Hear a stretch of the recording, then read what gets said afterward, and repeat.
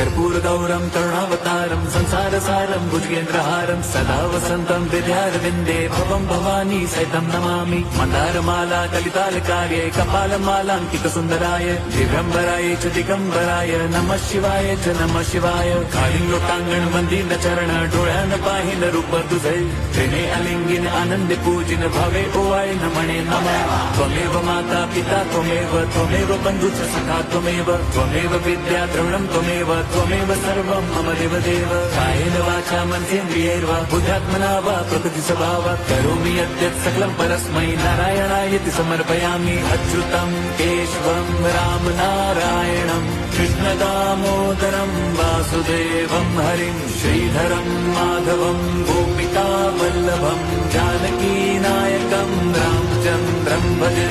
Hare Ram Ram Ram Hare Hare Hare Krishna Hare